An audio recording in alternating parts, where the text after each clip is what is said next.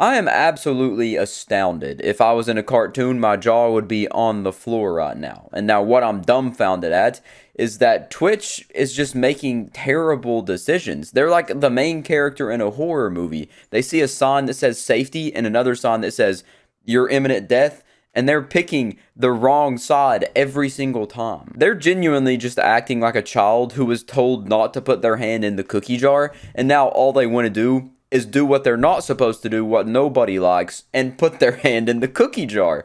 But enough with the analogies. This was all sparked when I seen this article right here that says Twitch defends 50-50 sub split amid growing competition from Kick and YouTube.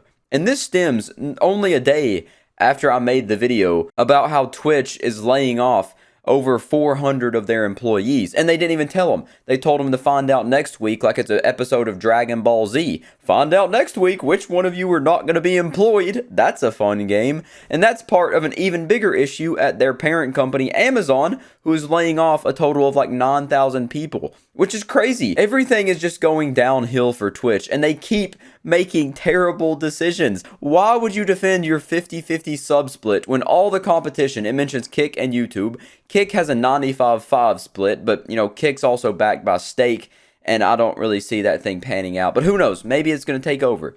YouTube, on the other hand, a very real competitor to Twitch, has a 70-30 split and are slowly chipping away at Twitch every single day, catching up to them quicker and quicker with each passing moment and each dumb decision that Twitch makes. But in this video, I'm going to talk about Twitch defending their 50-50 sub split, as well as all the other things that Twitch is currently doing that's shooting themselves in the foot and making them look bad as a company. Now, this tragic take comes straight from the mouths of Twitch CPO, which is their Chief Product Officer, Tom Verrilli, and their Chief Monetization Officer, Mike Minton. They decided to address the 50-50 sub split and also how they plan to make Twitch the best place for streamers despite rivals offering much higher splits. And straight off the bat, that headline caught me hook, line, and sinker. I was intrigued. I had to figure out what they meant because they're not going to up the sub split from 50-50, but they plan to rival the offers that the competitors have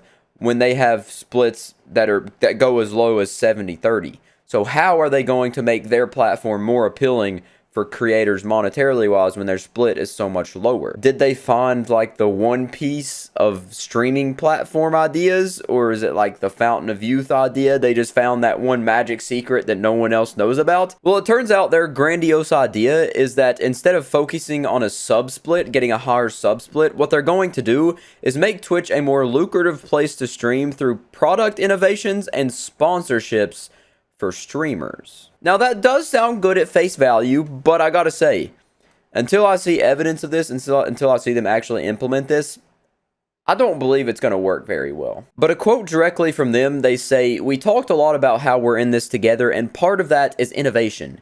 We are committed to continuing to improve our monetization products and building new monetization products, and at the end of the day, we're committed to increasing the amount of money a streamer earns." And one example of these monetization features they provided was an ad incentive program that would allow streamers to have a pre-agreed payment provided that they stream a certain number of hours and run a specific amount of ads. Which, if I'm not mistaken, I'm not in the upper echelon, the 1% of Twitch. I believe like the big creators, some of them already have deals like this. So they're trying to bring that and make those kind of deals accessible to streamers of all sizes, I guess. And a quote from them about this, they say, "The acceptance and engagement on the ad incentive program far exceeded our expectations. So the streamers are clearly seeing the value in running ads now."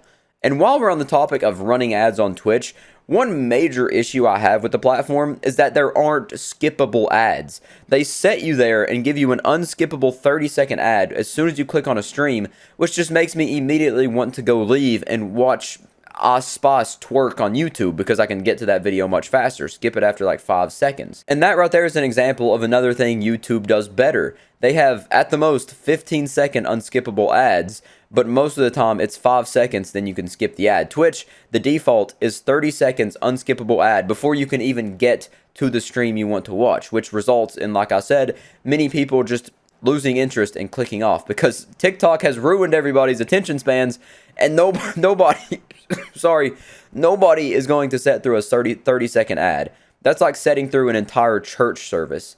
It's just boring. My take on this whole thing is that I don't think this is the best course of action. I think the best course of action would be upping that sub split to a respectable at least 60-40, because 50-50 is just terrible. When your biggest competition is at 70-30, and then like a little guy that's like an ankle biter, which is kick.com, is at 95-5, but only because they're backed by a huge gambling company's stake, it's just making you look bad. You look like a gas station bathroom compared to like a private bathroom in a 5-star hotel. It's just not a good look on you. You're very run down, and there's a couple random holes in the wall that you're too scared to figure out what they are. But now that's pretty much it for this issue. They just say instead of upping the split, they're going to do other things to incentivize people to stay on the platform. Pretty much like putting a band-aid on like a gushing wound after you've been shot. It's not really fixing the problem, but it may look like it does a little bit. However, that's it for that one. The next issue is, of course, the laying off of 400 employees. I touched on this in a full video yesterday, but now I want to talk on it a little bit more, that I've had time to reflect and grow as a person in that whole day. And all I wanted to add pretty much is that it's not a really good look on the company when you're firing that many people, firstly. But second off, it seems like most of the people who work at Twitch they're just active chatters in big streamers and just other streamers' chats. Like, I don't even know what kind of work they're doing there in the first place, because Twitch isn't doing anything good. They're not acknowledging their creators' success. They're not listening to the community. They're like a toddler just going, blah, blah, blah, blah, blah. Can't hear you. Like, what exactly were those employees doing in the first place? Now, I'm not saying it's good that you get laid off. It's terrible that you get laid off. But, like what do the people who are still employed at Twitch do? And while I'm already talking trash about Twitch, pointing out every single flaw that they have, I might as well talk about this too. Twitch's bans, the consistency of them, they're less consistent than like the quality of Bang products, the energy drink. I don't know if you've drank them. It might be just a very, very specific example. But each can, you can get the same flavor, and they'll taste a tad bit different. And that's how I see Twitch bans, because someone will get banned. For example, the lady that had sex on stream, she got banned for what, like a week? And then she came back. And then you'll have someone else that'll just say a word or not really do anything that's too crazy, and then they'll get banned permanently or indefinitely. My examples may be bad, but the point is, Twitch bans are terrible. They're terribly inconsistent. They don't make sense, and leaves everybody scratching their noggins, and leads me, sorry, once again, I'm burpy today, to my leading theory that Twitch is ran by a bunch of chimpanzees slamming their hands, on top riders. Because how else would it make sense that Twitch is just doing all these terrible things and pretty much ruining their own platform from the inside? Like, Twitch is their biggest opponent. They may have all these contenders like Kick and YouTube and all these other streaming services that pop up and fade away, but their real biggest enemy is themselves. Instead of having like a devil and an angel on their shoulder, they just have two devils that tell them to do the worst thing possible in every single situation. It's baffling. And the fact that they decided to just double down on the 50-50 sub split is mind-boggling to me. I really don't understand how they think they're running this platform sustainably.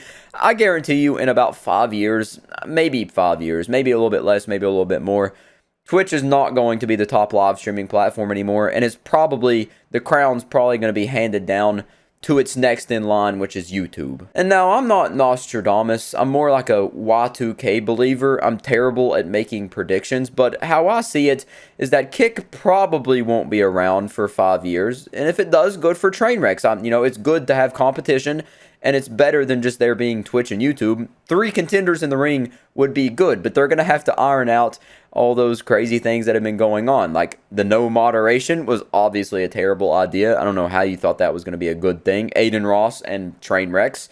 You need moderation. You understand now that you definitely need it and understand why it's in place. And then 2, you can't let your streamers stream porn. That's another big one. You got to have some community guidelines, dude.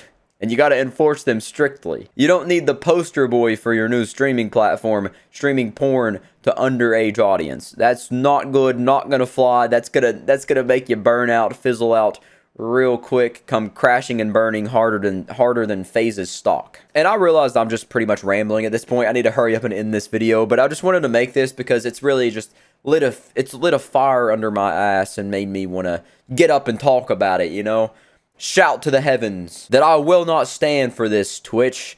Now, obviously, I've been streaming on Twitch, if you didn't know, Lunas TV, if you want to watch me, if you even care. But I don't have an audience of size to, you know, really matter what platform I stream on. I'm making like pocket lint regardless of where I stream.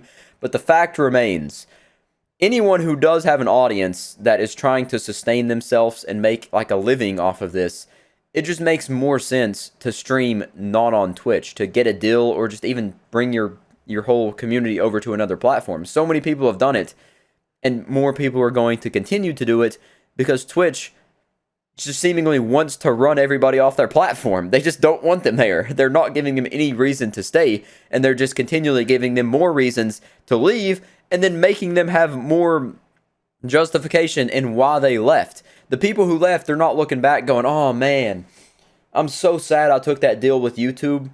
It's such a good place over on Twitch. No, they're like, I'm glad I jumped ship. I'm glad I went to the other car because this other car is much better than that stupid purple one I was in. That one's run down and it's out of gas. It's lost a wheel. And this car right here is a nice new Mercedes. So this one makes much more sense. I'm glad I took the opportunity. And that pretty much sums it up. That's all I wanted to say. Twitch is watery. YouTube is... nah.